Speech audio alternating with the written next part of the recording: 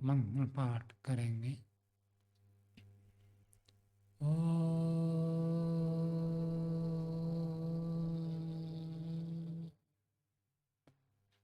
सहना भवतु सहनौ भुनक्तु सह वीर्यं करवावहै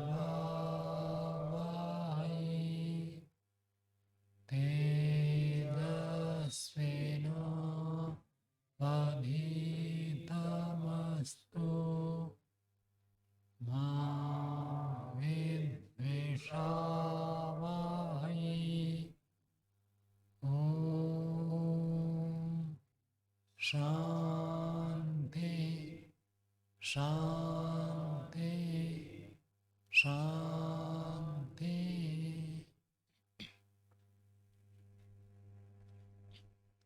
न्याय दर्शन की 87वीं कक्षा है। न्याय दर्शन में तृतीय अध्याय का प्रथम अनेक पढ़ रहे हैं। उसमें हमारा 51वें सूत्र तक हो गया था। आज 52वें सूत्र से पढ़ेंगे। तो एक प्रसंग था कि इंद्रिय भौतिक है या अभौतिक है, उसकी चर्चा हो गई। हम एक नया विषय प्रारंभ करते हैं। तो इंद्रियां 5 है या 1 है, ये विषय लेकर चर्चा करेंगे।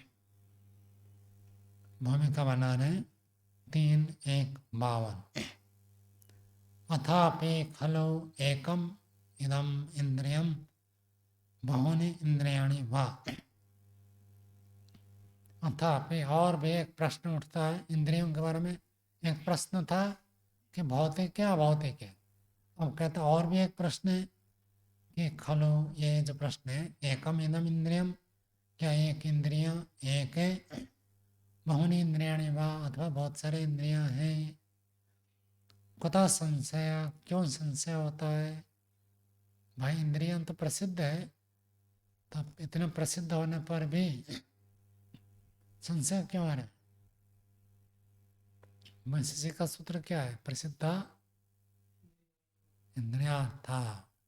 इंद्रिय और इंद्रिय का अर्थ बहुत प्रसिद्ध है। इंद्रिय क्या है और इंद्रियों के विषय क्या है तो बहुत प्रसिद्ध है, फिर भी आपको कैसे संशय हो रहा है? तो संशय का कारण प्रस्तुत कर रहे हैं। सूत्र बोलिए। स्थान अन्यत्वे नानात्वात् अवयमे नाना स्थानत्वाच्च संशयः।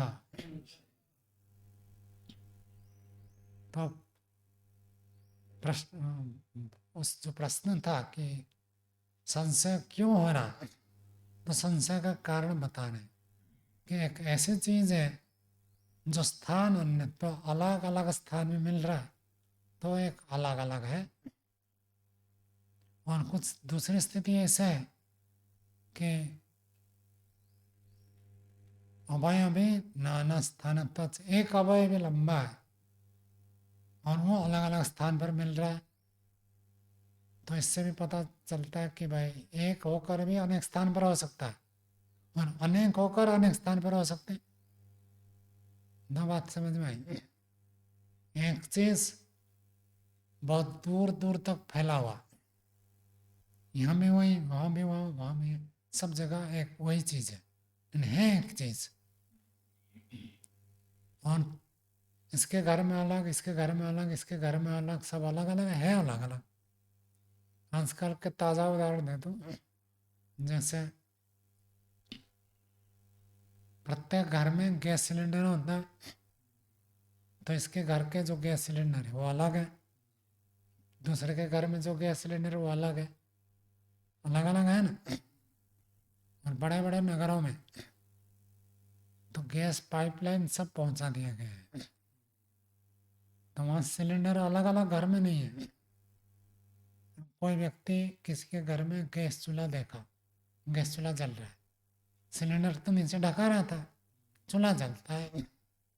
तो ऐसे भी हो सकता है कि गैस पाइपलाइन कनेक्शन मिल चुका है, और पाइपलाइन से आकर गैस चूल्हा जल रहा है, और दूसरा कि सिलेंडर इसका अलग है उसका अलग है, तो देखने से उसको संशय होगा कि मैं इसके गैस चूल्हा में जो सिलेंडर गैस कनेक्शन है और उसके घर में जो गैस कनेक्शन है, इन दोनों गैस कनेक्शन अलग अलग है या एक ही गैस कनेक्शन के दो छोर है। समस्या प्रश्न उठ सकता है ना। जैसे आप बड़े बड़े गैस चूल्हे देखेंगे तो एक सिलेंडर के साथ कितने कनेक्शन होते हैं, 4 कनेक्टेड होते हैं, 4 कनेक्शन है, 4 चूल्हे, और एक व्यक्ति 4 अलग अलग चूल्हे भी तो रख सकता है, हो सकता है ना। तो एक चूल्हे के ही 2 भाग है अथवा 2 अलग अलग चूल्हे हैं, ऐसा हो सकता है ना। तो एक चीज अनेक जगह पर फैला हुआ है, ये भी हो सकता है, और अनेक चीज अनेक स्थान पर रखे हुए, ये भी हो सकता है। और आपके उदाहरण दो, जैसे बहुत सारे गुरुकुल है, आश्रम है, सब अलग अलग है। दर्शन योग महाविद्यालय के बहुत सारे ब्रांच हैं, तो सब ब्रांच अलग अलग स्थान पर है। एक मध्य प्रदेश में है, एक सुंदरपुर रोहतक में है, रोजड़ में तो मुख्य है ही, और अभी क्या माना पंचकुला में है, लकड़ा, चलो वो भी मान सकते हैं। तो अलग अलग ब्रांच हो गए। अब किसी संस्था को देखकर ये सोचेगा कि भाई ये उसी संस्था का ही ब्रांच है अथवा एक स्वतंत्र संस्था है, प्रश्न तो उठ सकता है। तो ऐसे प्रश्न उठता है कि भाई अलग अलग अलग, आँख इधर, कान इधर, जीवा इधर, नाक इधर, त्वक इधर, त्वचा इधर, तो ये सब अलग अलग है या एक के ही ये अलग अलग भाग है। 5 इंद्रियां सब अलग अलग अलग अलग है अथवा एक ही है, उसके 5 छोर हमको मिल रहे हैं। और नया उदाहरण आप बना सकते हैं आगे, और जितने उदाहरण बनाएंगे उतने आपका ज्ञान बढ़ेगा।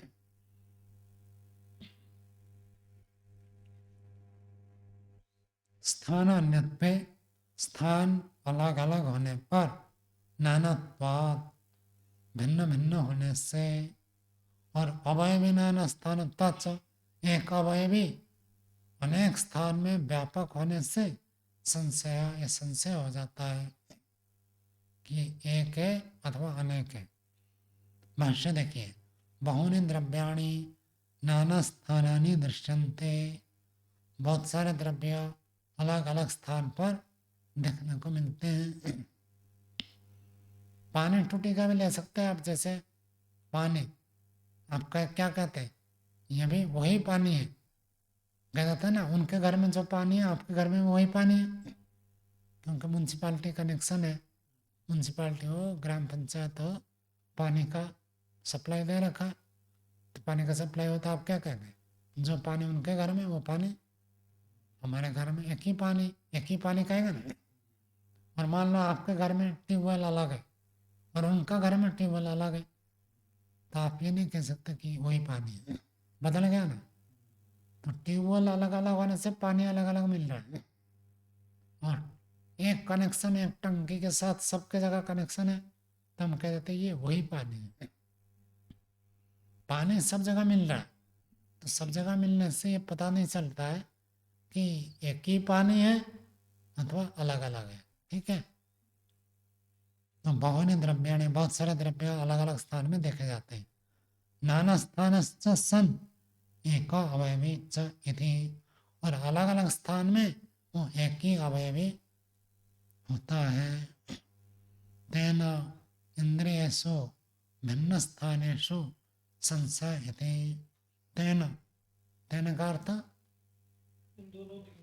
तेन है तो ना, उस कारण से, इंद्रियेषु भिन्न स्थानेषु, इंद्रियों में भिन्न भिन्न स्थान में जो उपलब्ध हमारी इंद्रियां हैं उसमें हमको संशय होता है ये एक इंद्रियां भिन्न भिन्न स्थान में है या अलग अलग इंद्रियां हैं। तो पूर्व पक्षी कहता है एकम इंद्रियम, इंद्रिय तो एक है, कहने से तो काम नहीं चलेगा, हेतु देना पड़ेगा। क्या हेतु है, तो 53वां सूत्र बोलिए, त्वक अव्यतिरेकात्, त्वक का अर्थ होता है त्वचा, चर्म जिसको कहते हैं स्पर्श इंद्रिय। तो पूर्व पक्षी कह रहा है जो त्वक इंद्रिय है, स्पर्श इंद्रिय है, यही त्वक इंद्रिय अव्यतिरेक, व्यतिरेक का अर्थ होता है भिन्न, अव्यतिरिक्त का अर्थ अभिन्न, अभिन्न रूप से सब जगह है। एड़ी से लेकर चोटी तक क्या विद्यमान है? त्वचा। कहते हैं एक ही इंद्रिय है, 5 नहीं है, एक इंद्रिय है।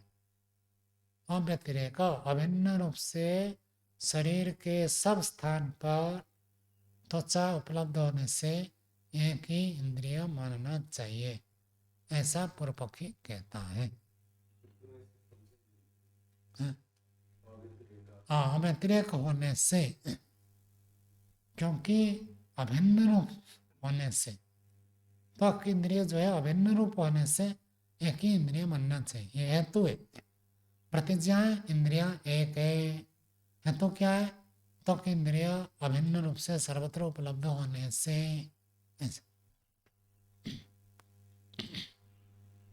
भाष्य देखिए, त्वक एकम इंद्रियम इति आह, त्वक जो है एक इंद्रिय है, इति आह ऐसे कहते हैं। तस्मात् क्यों? अव्यतिरेकात् अभिन्न रूप से उपलब्ध होने से, न त्वचा किंचित इंद्रिय अधिष्ठानम न प्राप्तम। 2 बार न आया है त्वचा, त्वचा मतलब त्वच इंद्रिय के द्वारा, किंचित इंद्रिय अधिष्ठानम न प्राप्तम, न प्राप्तम का अर्थ अप्राप्तम। शरीर का कोई भी इंद्रिय हो, चर्म तो वहाँ है ना, चर्म मतलब स्पर्श इंद्रिय, त्वचा सब जगह विद्यमान है, चाहे आँख हो, नाक हो, जीवा हो, त्वचा तो सब जगह है। गरम गरम आप खाते हैं तो जीवा क्या होता है? छिल जाता है ना, तो क्या छिल गया? त्वचा ही तो छिल गया। तो सब जगह त्वचा है। कान में भी देखो ये त्वचा ही तो है, गरम लगता है, ठंडा लगता है, तो शीत, कान को भी से ढकते हैं ना, सर्दियों में क्या करते हैं? कान को ढकते थे। सर्दी गर्म किसका गुण है? त्वक इंद्रियों कौन? त्वक इंद्रिय अनुभव करता है, सर्दी है गर्मी है, तो कान में भी आप ढकते हैं, इसका मतलब कान में भी त्वचा है। तो त्वचा इंद्रिय के द्वारा कोई इंद्रिय का ठिकाना, कोई इंद्रिय का स्थान, अधिष्ठानम स्थानम, कोई इंद्रिय का स्थान, न प्राप्तम न, प्राप्त नहीं अर्थात अवश्य प्राप्त है, सब जगह त्वक इंद्रिय पहुंचा हुआ है, ये कहना चाहते। न च असत्याम त्वचि किंचित विषय ग्रहणम भवति। और पूर्व के आगे बढ़कर कह रहा त्वचि असत्याम, त्वचा के न होने पर, यदि स्पर्श इंद्रिय न हो, कोई इंद्रिय अपना काम नहीं कर सकता। जिह्वा में यदि त्वचा न हो तो आप रस को ग्रहण करेंगे कैसे? तो जीभ में जब छाले हो जाते हैं अथवा वहाँ स्पर्श बहुत कठिन होता है, क्या करते हैं? ढक ढक ढक ढक पी लेते हैं, पानी द्रव्य लेते हैं, चबा नहीं सकते। तो त्वचा है, त्वचा वायमी है, आँख में भी त्वचा है, सब जगह त्वचा है, तो बिना त्वचा के कोई इंद्रिय काम ही नहीं कर सकती, ये कह रहा है। यया सर्व इंद्रिय स्थानानि व्याप्तानि यस्यां च सत्यां विषय ग्रहणं भवति सा त्वक् एकम इंद्रियम इति। यया जिसके द्वारा सर्व इंद्रिय स्थानानि व्याप्तानि, सब इंद्रियों के स्थान व्याप्त हैं, यस्यां च सत्याम और जिसके होने पर विषय ग्रहणम भवति, विषय का ज्ञान होता है, स त्वक् वो त्वक इंद्रिय है, एक है, एक ही इंद्रिय है जो सब जगह हो, सब इंद्रियों के स्थान में व्याप्त है, और उसी के होने पर ही आपको ज्ञान होता है, वो ना हो तो ज्ञान नहीं होगा। आँख में जो त्वचा है वो खराब हो जाए तो देख नहीं सकते, आँख में कोई फोड़े फुंसी निकल जाए तो हमको आँख बंद करके रखना पड़ता है। तो त्वचा इंद्रिय सब जगह व्याप्त है, उसके होने पर इंद्रियों का ज्ञान होता है, उसके ना होने पर नहीं होता। तो जिसके होने पर होता है, ना होने पर नहीं होता, वही कारण। तो त्वच इंद्रियों को ही कारण मानो, ऐसे पूर्व पक्षी ने अपनी बात रखी। आगे सिद्धांत कह रहा है,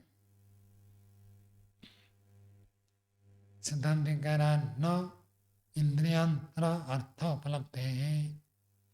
सिद्धांति का कहना है कि यदि आप ऐसे कहोगे ये बात ठीक नहीं है। न क्यों ठीक नहीं है? हेतु दे रहा, इंद्रियांतर अर्थ, दूसरे दूसरे इंद्रियों के विषय उपलब्ध है, उपलब्ध होते हैं। अच्छा, न इंद्रियांतर अर्थ अनुपलब्ध है। अच्छा अच्छा, ठीक है।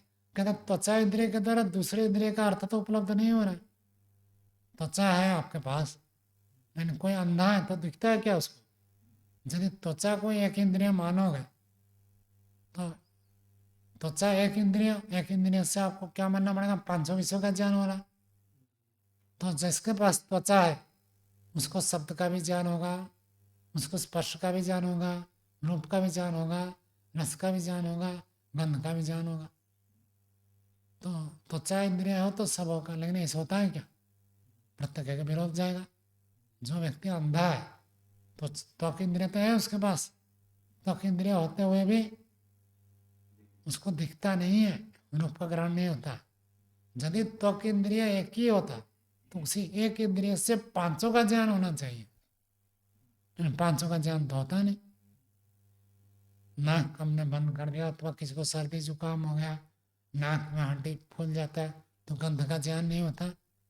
त्वचा तो है उसके पास, यदि त्वचा ही एक इंद्रिय होता तो गंध का भी ज्ञान उसको होना चाहिए, होता नहीं है। तो त्वचा ही यदि एक इंद्रिय है तो बहरा कोई होना नहीं चाहिए। कान में भी त्वचा है तो फिर सुनाई क्यों नहीं दे रहा? तो इंद्रियांतर अर्थ अनुबलम दे, दूसरे इंद्रियों का विषय उपलब्ध न होने से त्वचा इंद्रिय को एक इंद्रिय नहीं मान सकते। इति सिद्धांत वाक्य। सिद्धांति कह रहा स्पर्श उपलब्धि लक्षणायाम सत्याम त्वचि गृह्यमाणे तक इंद्रियण स्पर्शे इंद्रियांतरार्थ उपादय न गृह्यन्ते अंधादिभिः। स्पर्श जो है उपलब्ध है लक्षणायाम सत्यम, स्पर्श ज्ञान है लक्षण जिसका, ऐसे तक इंद्रिय के होने पर गृह्यमाणे तक इंद्रिय, ऐसे त्वचि गृह्यमाणे त्वचा का द्वारा गृहित होने पर त्वक इंद्रियण स्पर्शे, त्वक इंद्रिय के द्वारा स्पर्श का ग्रहण होने पर इंद्रियांतर अर्थ, दूसरे इंद्रिय का जो विषय है रूपादय न गृह्यन्ते, रूप तो दिखता नहीं। त्वक इंद्रिय के द्वारा किसका ग्रहण हुआ? स्पर्श का। स्पर्श का ज्ञान हो जाने पर रूप का तो ग्रहण नहीं हो रहा। अंधा देवे, अंधा आदि, अंधा हो गया, काणे हो गए, और कोई ऐसे ले सकते हैं। न स्पर्श ग्राहका इंद्रियादि इंद्रियात इंद्रियांतरम अस्ति इति स्पर्शवत् अंधादिभिः गृह्यरन् रूपादयः। स्पर्श ग्राहका, स्पर्श को ग्रहण करने वाला इंद्रिय से इंद्रियांतरम नास्ति। पूर्व पक्षी को सिद्धांत कह रहा है यदि आप कहोगे स्पर्श इंद्रिय ही एक इंद्रिय है और कोई दूसरा इंद्रिय नहीं है, यदि ऐसे कहते हैं इति, ऐसे मानने पर स्पर्शवत अंधादि भी गृह्यरन् रूपादया, तो अंधे व्यक्ति के द्वारा जैसे स्पर्श का ग्रहण होता है, अंधा व्यक्ति कैसे जान करता है? छू छू कर जान करता है। कोई भी नोट देंगे ना, बता देते हैं कि भाई ये 50 रुपए का नोट है या ये 20 रुपए का नोट है। विशेष होता है, त्वक इंद्रिय उनकी विशेषता होती है, छू कर बता देंगे। सिक्के भी आप दोगे तो छू कर बता देंगे 2 रुपए का सिक्का है, 1 रुपए का सिक्का है, बता देंगे। तो त्वक इंद्रिय अधिक सक्रिय हो जाता है। जिसका एक इंद्रिय खराब हो जाती है, जिसकी एक इंद्रिय खराब हो जाती है, तो दूसरे इंद्रिय को उसकी शक्ति मिल जाती है, तो दूसरे इंद्रिय अधिक तेज हो जाते हैं। आप ऐसे छू कर नहीं जान सकते जितना एक अंधा व्यक्ति छू कर जान सकता। तो सिद्धांति कह रहा है अंधा व्यक्ति है तो त्वचा त्वक इंद्रिय है तो छू कर तो स्पर्श का तो ज्ञान कर लेता है। यदि एक ही इंद्रिय होता है, जिस त्वचा से स्पर्श का ज्ञान होता है उसी त्वचा से रूप का भी ज्ञान होना चाहिए, क्योंकि आप एक ही त्वचा इंद्रिय मानता है और दूसरा इंद्रिय तो मानते नहीं। तो त्वचा इंद्रिय यदि एक ही है तो जिसके द्वारा स्पर्श का ग्रहण हुआ उसके द्वारा रूप का भी ज्ञान हो जाना चाहिए। न च गृहन्ते, प्रत्यक्षता से गृहित होता नहीं। तस्मात् न एकम इंद्रियम त्वक्यति, इसलिए इंद्रिय एक नहीं मान सकते। सिद्धांत ने कहा इंद्रिय एक नहीं मान सकते। यदि इंद्रिय एक मानोगे, केवल त्वक इंद्रिय को मानोगे, कोई अंधा नहीं रहेगा, कोई बहरा नहीं रहेगा, ऐसे ऐसे दोष आएंगे। ठीक है, आगे पूर्व पक्षी का वार्तिक है। पूर्व पक्षी आगे कह रहा है त्वक अवयव विशेषेण धूम उपलब्धि तद उपलब्धि। त्वक के अवयव विशेष है, त्वचा है। पूर्व पक्षी की प्रतिज्ञा क्या है? एक ही त्वक इंद्रिय है और उसी के ही सब जगह विस्तार है। अब कह रहा कि उसी के एक अवयव विशेष है। जैसे आप पैर के तला भाग है, इस भाग हाथ का ले लीजिए, इधर से आप ज़्यादा गर्म पकड़ सकते हैं और इधर से कम। ठीक है ना, इधर से ज़्यादा गर्म हो तो भी चल जाता है और इधर से इतना गर्म छू नहीं सकते। कोई अंग होता है बहुत सेंसिटिव होता है, संवेदनशील होता है, वहाँ थोड़ा सा भी गर्म हो तो बहुत तेज लगेगा। और दूसरी जगह पैर का तलवा जैसे आप चल पड़ते हैं, कठोर होता है तो उसमें कोई फर्क नहीं पड़ता, लेकिन ऐसे सब जगह नहीं होगा। तो पूर्व भी क्या कहता है, त्वचा का ही अवयव विशेष है, कोई अवयव अलग है, कोई अवयव अलग है। तो अवयव विशेषण धूम उपलब्धि बात, धुएं के उपलब्धि के समय। धुएं का ज्ञान कैसे होता है? धुआं है तो हाथ से छू कर जान सकते हैं क्या? कौन से भाग से जानेंगे? आंख को ज्वलन होता है तो धुआं जब होता है आंख में प्रतिक्रिया होती है, तो वो त्वचा का एक अवयव विशेष है। हाथ से आपको कोई परेशानी नहीं है, धुआं कितना भी हो हाथ से कोई परेशानी नहीं है। धुआं उपलब्धि बात, धुएं का उपलब्धि का समान। तद उपलब्धि सब इंद्रियों की उपलब्धि है, ऐसे कहता है। त्वचा के अलग अलग भाग हैं, किसी भाग से स्पर्श का ज्ञान होता है, किसी भाग से रूप का ज्ञान होता है, किसी भाग से गंध का ज्ञान होता है, किसी भाग से रस का ज्ञान होता है एक त्वक इंद्रिय। जैसे हाँ, इंद्रियों के अलग अलग विषयों की उपलब्धि होती है। ये भारतीय क्या उसको आगे खोलकर बताएंगे। पूर्व पक्षी कह रहा त्वचा अवयव विशेष कश्चित चक्षुषी सन्निकृष्ट धूम स्पर्श गृणाति न अन्य। त्वचा षष्ठी है, त्वचा, त्वचा का कोई अवयव विशेष, उसके एक विशेष भाग है। कश्चित चक्षुषी, कोई एक विशेष भाग आंख में है जो सन्निकृष्ट धर्म गृणाति। आंख में जो त्वचा है वो धुएं को पकड़ सकता है, बाकी नहीं पकड़ सकता। तो कौन सा अंग किसको पकड़ेगा वो विशेष है। त्वचा तो एक है, यानी हर अवयव हर चीज को पकड़े ऐसे नहीं है, उसके अलग अवयव से अलग काम होगा। आंख के पास जो त्वचा अवयव है वो धुएं को पकड़ सकता है, हाथ पैर धुएं को पकड़ नहीं सकते, उसमें कोई कष्ट नहीं होगा।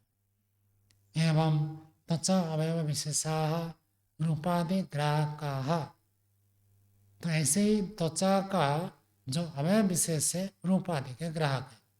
तो एक अवयव त्वचा का रूप का ग्रहण करता है, एक अवयव त्वचा का शब्द का ग्रहण करता है, एक अवयव त्वचा का गंध का ज्ञान करता है। त्वचा का ही ये सब अलग अलग भाग है।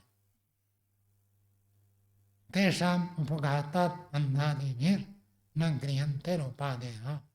और यदि वो भाग टूट जाए तो आपको उस ज्ञान का प्राप्त नहीं होगा। आंख वाला त्वचा रूप को ग्रहण करता है, यदि यहाँ का त्वचा खराब हो जाए तो आपको रूप का ज्ञान नहीं होगा। ठीक कह रहा नहीं कह रहा प्रभु? लगभग सही कह रहा। देखो किसी किसी का हाथ में से जैसे श्वेत कुष्ठ हो जाता है ना, सफ़ेद हो जाता है, और उतने भाग में आप कुछ छुआओगे तो कुछ अनुभव नहीं होता। अल्पिन में फोड़ दोगे तो उनको पता नहीं चलेगा, बाकी दूसरी जगह फोड़ोगे तो पता चलेगा, वहाँ नहीं पड़ेगा। तो अवयव विशेष है, एक अवयव खराब हो गया उसका तो वहाँ आपको ज्ञान नहीं होगा, बाकी जगह तो ज्ञान होगा। और पक्षी में मजा आता है नहीं।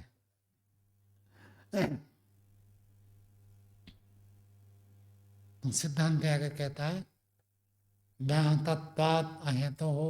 व्याहत का अर्थ परस्पर विपरीत, टकराव हो गया। जो आपने दो बातें कही तो दोनों बातों में परस्पर विपरीत होने से अहेतु हो, ये हेतु आपका ठीक नहीं है। तक अभ्यतिरेकात् एकम इंद्रियम इति उक्त्वा तक अवयव विशेषेण धूमोपलब्धिवत् रूपादि उपलब्धि इति उच्यते। सिद्धांति कह रहा है आपके दोनों बात में परस्पर टकराव है, विरोध है। कौन सी दोनों बातें? कहता पहली बात है सूत्र 53, कौन सी क्या है? तक अव्यतिरेकात्, ये पहली बात है। आपने क्या कहा? त्वचा एक ही इंद्रिय है। यहाँ प्रतिज्ञा क्या है? एक, भेद नहीं है, एक मानो।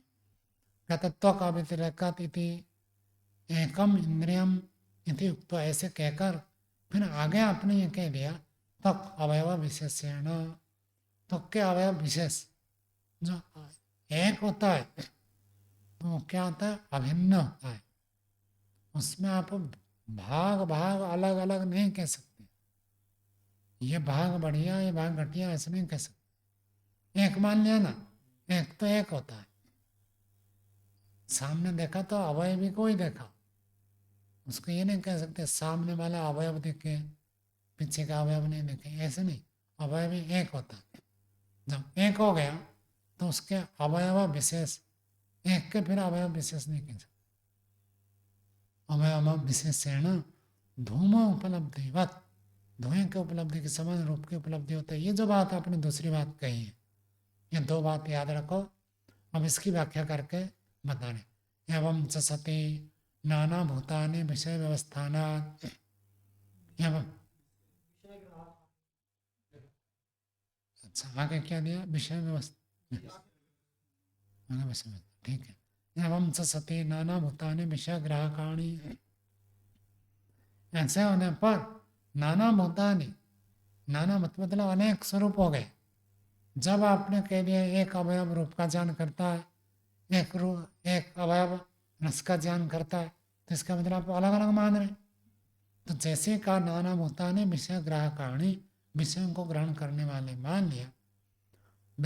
विषय व्यवस्थानात्, विषय के व्यवस्थित होने से आंख से रूप का ही ज्ञान होता है, आंख से गंध का ज्ञान नहीं होता है।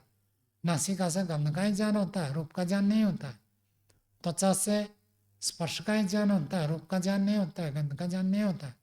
ऐसे विषय का व्यवस्थान हो जाने से विषय ग्रहण से भावात, विषय ज्ञान का स्वरूप होने से उपघात अभावात, और वो भाग जब टूट फूट जाए तो ज्ञान नहीं होता है। आँख टूट फूट जाए तो रूप का ज्ञान नहीं होता है। नाक में खराबी हो जाए तो गंध का ज्ञान नहीं होता है। तो जिस अवयव के ठीक होने पर हमको ज्ञान होता है, और उस अवयव के टूट फूट जाने पर, बाधित होने पर, दोष होने पर ज्ञान नहीं होता है, तो उसमें कारण बनेगा। तथा च पूर्वबाधा उत्तरण बाधन व्याहन्यते, तथा च वैसे होने पर पूर्वबाध, पूर्वबाध मतलब पूर्व का कथन। पूर्व का कथन क्या था? सब एक ही इंद्रिय, और दूसरे में क्या था? सब व्यवस्थित है। आंख वाला केवल रूप का ज्ञान, कान वाला केवल शब्द का ज्ञान, नासिका केवल गंध का ज्ञान, व्यवस्थित मान रहे हो तो अनेक हो गए। तो पहले बात उत्तरण बाद है ना, व्याहन्यते टकराव होता है, विपरीत होता है, विरोध होता है। आगे सिद्धांत ही कह रहा आगे, संदिग्धश्च अव्यतिरेकः, और ये जो आपने हेतु दिया था अव्यतिरेक, ये बात अभी संदिग्ध है कि अव्यतिरेक रूप से अर्थात अभिन्न रूप से उपस्थित है, ये बात अभी संदेह मुक्त नहीं है। आगे देखिए, पृथ्वी आदि भी अपि भूतैः इंद्रिय अधिष्ठानानि व्यक्तानि, पृथ्वी आदि में, पृथ्वी आदियों के द्वारा भी, भूते पृथ्वी आदि भूतों के द्वारा भी इंद्रिय अधिष्ठानानि व्यक्तानि। तो इस बात को समझें कि पूर्व पक्षी ने क्या कहा था, त्वक इंद्रिय एक है, क्यों एक है, सब जगह फैला हुआ है, व्यापक है, एड़ी से लेकर चोटी तक त्वक इंद्रिय व्याप्त है। तो सिद्धांत उसी बात को ऊपर व्याप्त के ऊपर बता रहा है कि ये जो 5 महाभूत हैं ये भी तो हमारे शरीर में व्याप्त है।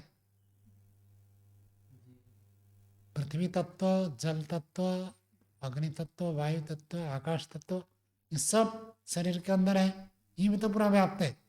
पृथ्वी आदि भी अपि भूत ही, पृथ्वी आदि भूतों से भी इंद्रिय अधिष्ठान, इंद्रियों का जो ठिकाना, आश्रय, गोलक जहाँ पर विद्यमान है वो स्थान में तो व्याप्त है। न तेसु असत्सु विषय ग्रहणम भवति, और उनके न होने पर विषय ग्रहणम न भवति। यदि पृथ्वी आदि भूत न रहे, पृथ्वी आदि भूत न रहे तो क्या आपको शब्द स्पर्श रूप रसगंध का ज्ञान होगा? पृथ्वी आदि भूत उपस्थित है तभी तो आपको ज्ञान हो रहा है, यदि ये हट जाए तो होगा नहीं। संभव है हटना, फिर भी कल्पना के रूप में। जैसे कहते हैं यदि ईश्वर अपने शक्ति सामर्थ्य को संसार से हटा दे, संसार और हमारा शरीर एक क्षण के लिए भी स्थिर नहीं रह सकता। पूरा ब्रह्मांड और हमारा पिंड दोनों में ईश्वर की शक्ति काम कर रही है। यदि वो अपने सारे शक्ति को हटा दे तो एक क्षण में ये टिक नहीं सकते। ईश्वर में व्याप्त है, तो इसका मतलब क्या हम जो कर्म करते हैं उसका कारण ईश्वर है या हम स्वतंत्र है? स्वतंत्र है हम, ईश्वर का सहयोग है, फिर भी ईश्वर हमारे कर्म का उत्तरदायी नहीं है। हमारे कर्म का उत्तरदायी कौन है? हमें। ऐसे ही सिद्धांत कह रहा कि पृथ्वी आदि भूत भी यहाँ व्याप्त है। इसका मतलब ये थोड़ी आप कहेंगे कि पृथ्वी आदि से आपको ज्ञान हो रहा, हमको जो रूप का ज्ञान हो रहा, कोई ये कहता है कि पृथ्वी आदि 5 भूत है इसलिए ज्ञान हो रहा है, ऐसे कह रहा? सब क्या कहेंगे आंख इंद्रिय के कारण से रूप का ज्ञान होता है, जबकि उस आंख इंद्रिय में 500 के 500 भूत है, फिर भी उनको कोई नहीं कहता। ठीक है, अधिकरण सिद्धांत क्या निकलेगा? यह तो उदाहरण दिया, इसके आधार पर अधिकरण सिद्धांत क्या निकालना चाहता है सिद्धांत? त्वक इंद्रिय व्याप्त होने पर भी त्वक इंद्रिय के कारण रूप रस का ज्ञान होता है, ऐसे नहीं कह सकते। जैसे भूत 5 भूत व्याप्त है, व्याप्त होने पर भी उनके कारण से हमको शब्द स्पर्श रूप रसगंध का ज्ञान होता, हम नहीं कहते। ऐसे त्वक इंद्रिय सब जगह व्याप्त होने पर भी उसके कारण से हमको इनका ज्ञान होता है, ऐसे नहीं कह सकते। बात समझ में आई नहीं है? तो आगे देखो, तस्मात् न त्वक अन्यत्वा सर्व विषयम एकम इंद्रियम यदि, तस्मात् इसलिए त्वक अन्यत्वा, चाहे त्वक इंद्रिय को लीजिए अथवा अन्य कोई और इंद्रिय लीजिए, सर्व विषयम एकम इंद्रियम, न को यहाँ जोड़ेंगे, एक इंद्रिय नहीं कह सकते, केवल एक त्वचा इंद्रिय ऐसे भी नहीं कह सकते, अथवा किसी और भी एक इंद्रिय को आप नहीं कह सकते कि एक ही इंद्रिय है। समझ में आया? भूतों को कहा था कि वो व्याप्त होते हुए भी वो हम उन्हें नहीं कहते हैं, लेकिन त्वचा इंद्रिय व्याप्त होते हुए भी हम ज्ञान करा रही है, वो ऐसा नहीं कह सकते। इन दोनों बातों में सत्य है, वो होता है, वो वास्तविक है, और यह वास्तविक को ये संशयात्मक लग रहा है। जबकि व्याप्ति पूर्वक देखें तो आपको समझ में आया मैं क्या कह रहा हूँ? देखो मना कर रहे हैं।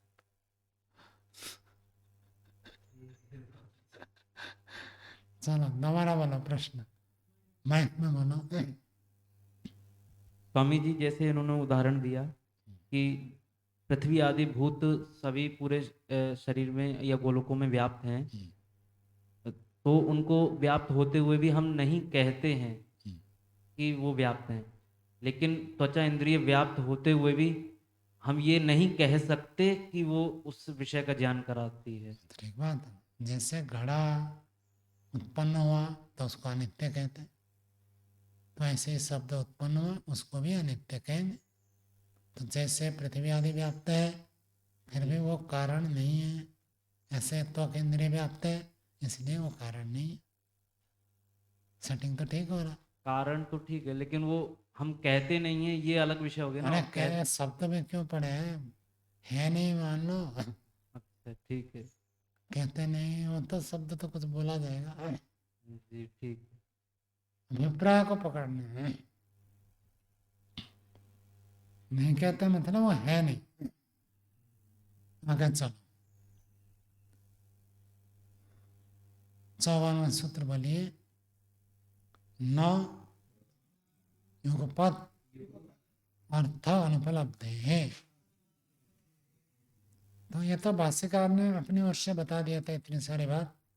तो पूर्व पक्षी का सूत्र था त्वक एक ही इंद्रिय है, व्यतिरेक अव्यतिरेक होने से। तो सिद्धांत कहता है ये बात ठीक नहीं है। क्यों ठीक नहीं है? युगपत अर्थानुपलब्ध है। यदि त्वक इंद्रिय को एक मानेंगे तो एक इंद्रिय से क्या मानना पड़ेगा आपको? 500 विषयों का ज्ञान होता है, और एक इंद्रिय से 500 का ज्ञान होता है, तो 500 का ज्ञान एक साथ प्राप्त होगा। अब सिद्धांत पक्ष में क्यों नहीं हो रहा है? एक साथ 500 का ज्ञान नहीं होता, क्यों नहीं होता? एक साथ हमको 500 विषयों का ज्ञान नहीं हो रहा मन के कारण से। मन में क्या कारण आता है? मन एक समय में एक इंद्रिय से जुड़ता है, और आप क्या मान रहे हैं कि एक इंद्रिय है? कौन सा इंद्रिय? त्वक। तो मन त्वक के साथ जुड़ गया, तो त्वचा से 500 का ज्ञान होना, तो 500 का ज्ञान प्राप्त होगा। जब त्वचा से अलग इंद्रिय मानेंगे तब आप कह सकते हैं ना कि मन उस इंद्रिय से जुड़ा नहीं। जब त्वचा को एक इंद्रिय माना और मन उसके साथ जुड़ गया तो आपको एक साथ 500 का ज्ञान प्राप्त होगा। ऐसे होता नहीं, इसलिए एक इंद्रिय नहीं। बात समझ में आई? ऐसा प्रामाणिक बात बोलते हैं।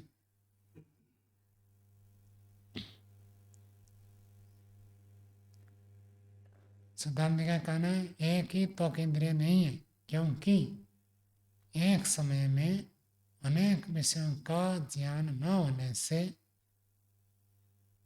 यह तो मैं प्रस्तुत कर दिया। एक समय में अनेक ज्ञान न होने से यह सिद्ध होता है कि इंद्रियां एक नहीं है। भाष्य देखिए।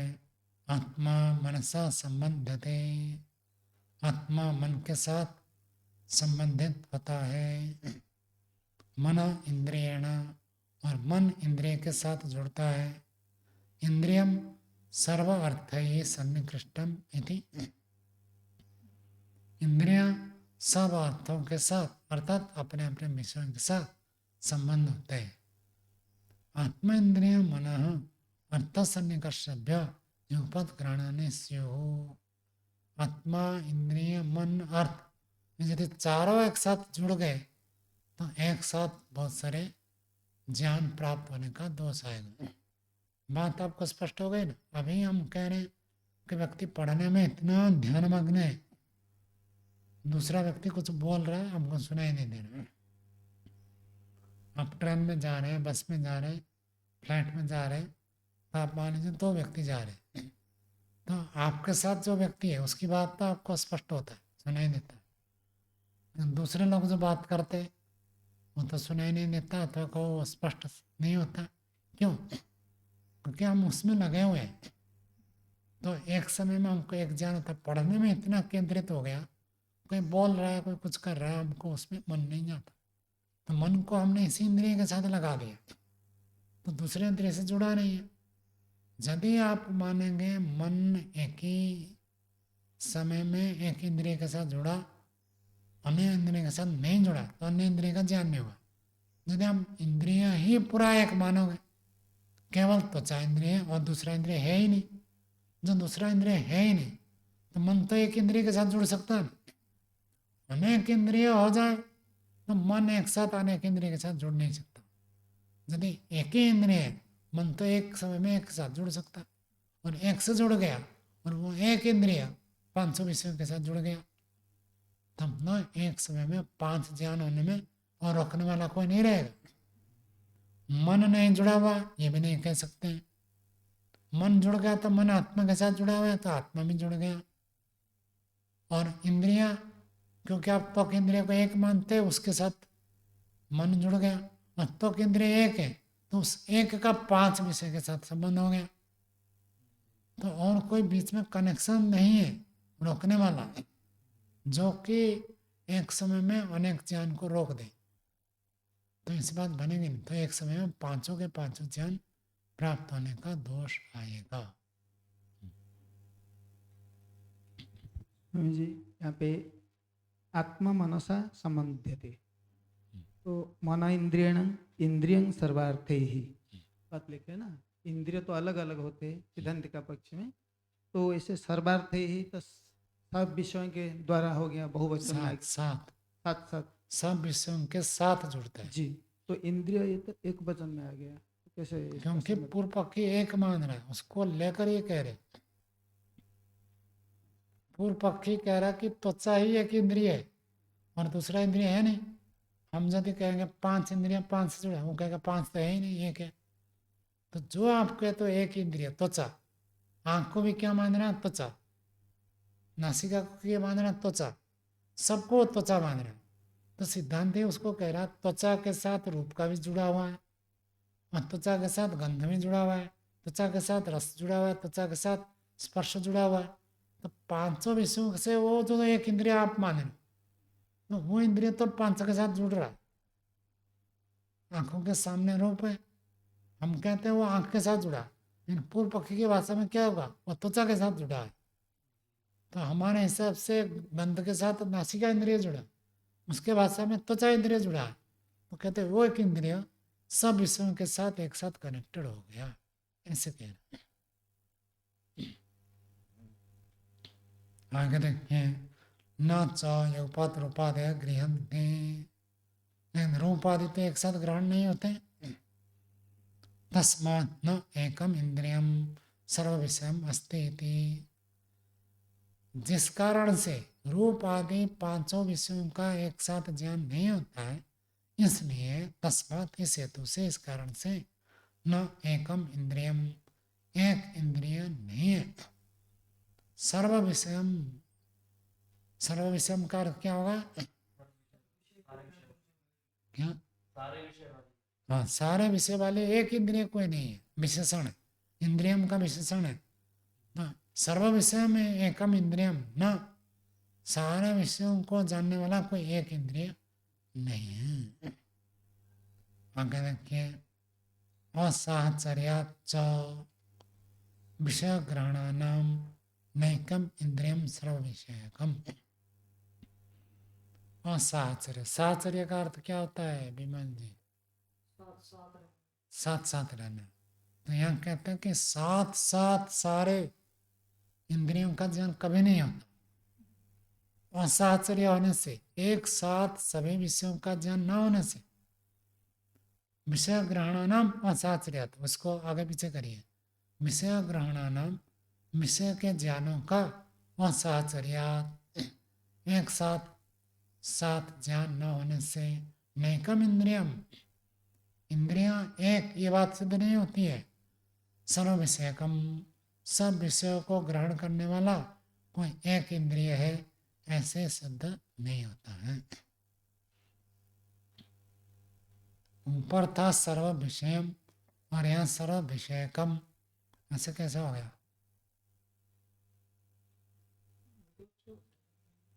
कैसा?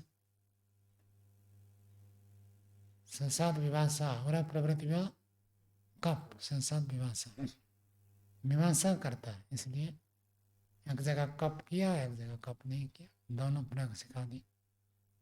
समझ में आया अनमोल जी? नहीं आया? समास करने के बाद एक क आकर जुड़ जाता है। योग दर्शन पढ़ा है, कुछ व्यास से भी पढ़ा था, याद है कुछ? नहीं पढ़ा तो सारा था, पढ़ा था। कुछ संस्कार भी है कि नहीं ये पूछ रहा हूँ। याद तो सारा मुझे भी नहीं है, सारा व्यास से नहीं, लेकिन मुख्य मुख्य याद है। क्लेश हेतु का कर्म से, क्लेश हेतु का, क्लेश हेतु क जोड़ दिया। क कहाँ से आ गया? बहुब्री समास होने से, अन्य समास में भी होता है, बहुब्री समास में एक क आकर जुड़ जाता है। क्लेश अलग शब्द है, हेतु अलग शब्द है। तो क्लेश हेतु बनना चाहिए था, क्लेश हेतु क ऐसे कैसे बन गया? जिसमें है क्लेश, तो क्लेश हेतु शब्द से बन जाएगा। जैसे आप कहते हैं लंबोदरा, क्या अर्थ होता है? नहीं जानते? लंबा है पेट जिसका, वो लंबोदर। क नहीं जोड़ते हैं ना, तो क्लेश हेतु को हमें क कैसे जोड़ दिया, ये प्रश्न है। तो कभी कभी समास में अष्टाध्याय के 5वें अध्याय के आखिर में ये पढ़े, वहाँ प्रत्यय आकर जुड़ते हैं। तो बहुब्री समास में कब प्रत्यय जुड़ता है? तो क्लेश हेतु का अर्थात क्लेश हेतु या जिनका, ऐसे करके वह क जुड़ा। ऐसे ही यहाँ सर्व विषय कम, तो ऊपर वाले पंक्ति में था सर्व विषय यम और नीचे आ गया सर्व विषय कम। बात समझ में आई? ऊपर भी कम पड़ा है, तस्मात् नहीं कम इंद्रियम सर्व विषयम, कम लिखा है। ऊपर स्वामी जी भूमिका तेतरवें सूत्र के अंतिम पंक्ति में सर्व विषय, वो तो अलग है, वो थोड़ी कह रहा है। इसके ऊपर पंक्ति देखो, तस्मात् न एकम इंद्रियम सर्व विषयकम अस्ति इति। कौन लिखा हुआ है? अच्छा, मेरी पुस्तक में नहीं है। चलो ऊपर वाले सूत्र की में लिखो सर्व विषय। हाँ वहाँ सारा विषय में।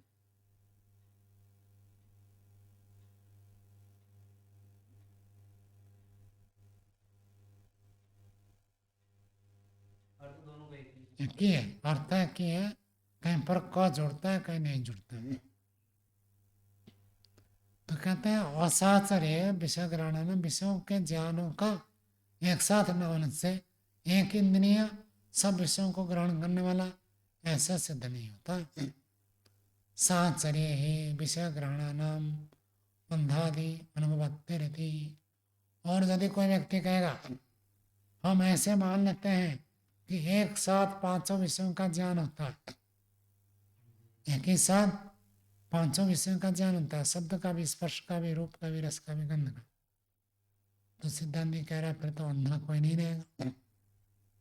तो इंद्रिय उसके पास है और तो इंद्रिय से पांचों का ज्ञान हो रहा है, तो पांचों का ज्ञान होगा तो रूप का भी ज्ञान होगा, तो अंधा आदि तो कोई रहेगा ही नहीं।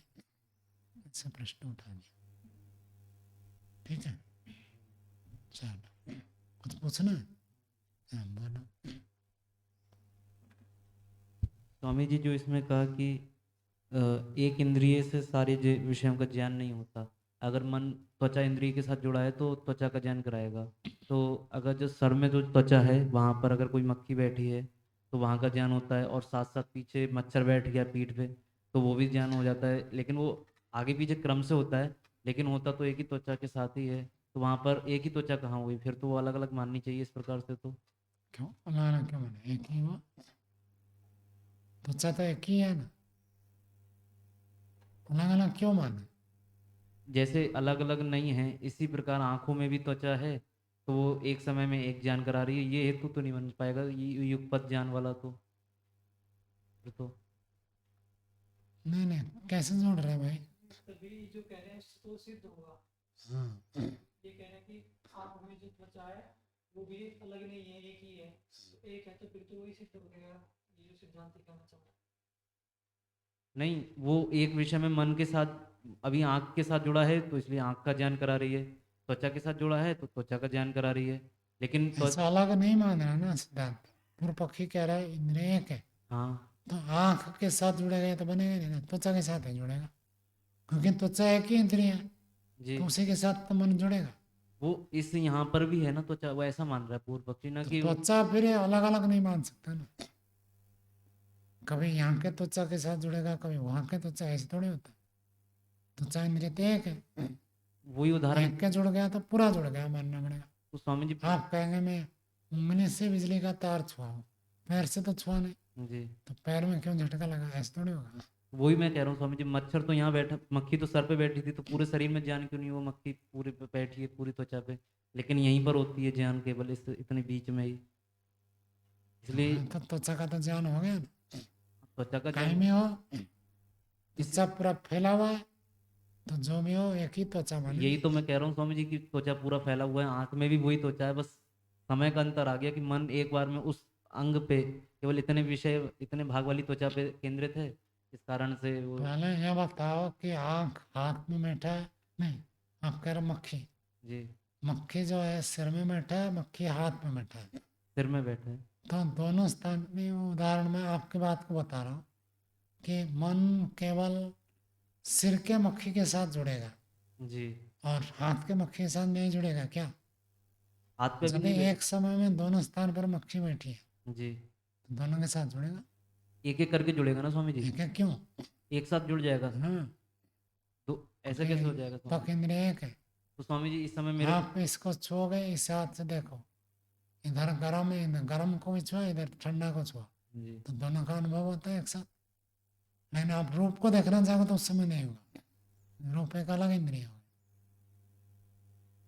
छू कर देख लो, एक हाथ में गर्म पानी, एक हाथ में ठंडा पानी, जी, तो आपको एक साथ बोध होगा। ऐसे नहीं कि पहले ठंडा का पर गर्म का, वो तो क्रम बहुत तेज मन जाता है ना, इसलिए ऐसा लगा। ऐसे नहीं है। ऐसा नहीं है और स्वामी। जैसे ही आप पढ़ना चाहोगे और स्पर्श का छूट जाता है, ऐसे इसका नहीं छूटेगा, यही तो कह रहा हूँ। गर्म ठंडे का दो हाथ में पकड़ा तो एक साथ दोनों का अनुभव होगा, ठंडा का अनुभव नहीं होगा। स्वामी जी इस समय मैं माइक पकड़ा हूँ, पुस्तक भी पकड़ा हूँ, लेकिन मुझे एक एक करके ही ज्ञान हो रहा है। अगर मैं सूक्ष्मता से देखूं, एक साथ तो ज्ञान नहीं हो रहा कि अगर मेरा मन जा रहा तो माइक का ज्ञान हो रहा है, और फिर एक बार जा रहा तो पुस्तक का ज्ञान हो रहा है, साथ साथ ज्ञान नहीं हो रहा मेरे को तो। मेरा कभी प्रमाण नहीं होता है, ध्यान रखो। यदि सबके लिए ऐसी स्थिति है तो माना जाता है, प्रत्यक्ष तो प्रमाण ऐसे तो होता है। दूसरे नहीं प्रत्यक्ष होता है। नहीं तो आपको प्रत्यक्ष है तो मेरे को, मैं कहूँगा मेरा प्रत्यक्ष है जी, कि मैं माइक और इसको पुस्तक को पकड़ा, एक साथ हो रहा, तो आपका प्रत्यक्ष ठीक है, मेरा प्रत्यक्ष ठीक है। तो जैसे आपके लिए आपका प्रत्यक्ष ठीक है तो मेरा भी ठीक होगा।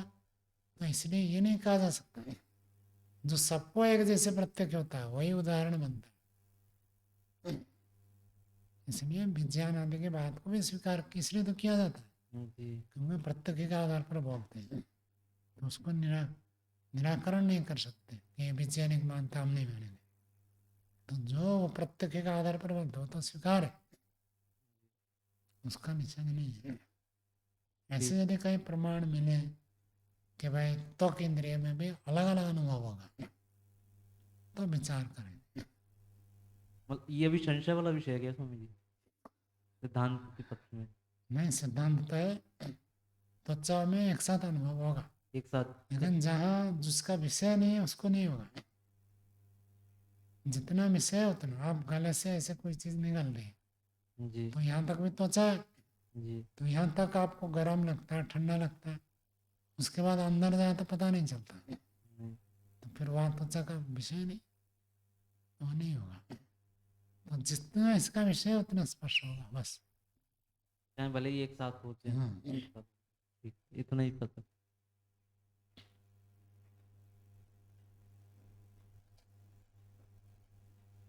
चलो आज का पाठ ये रखते हैं। ओम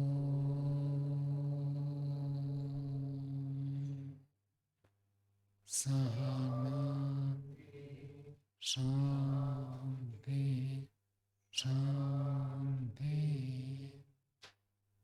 सर्वेभ्यो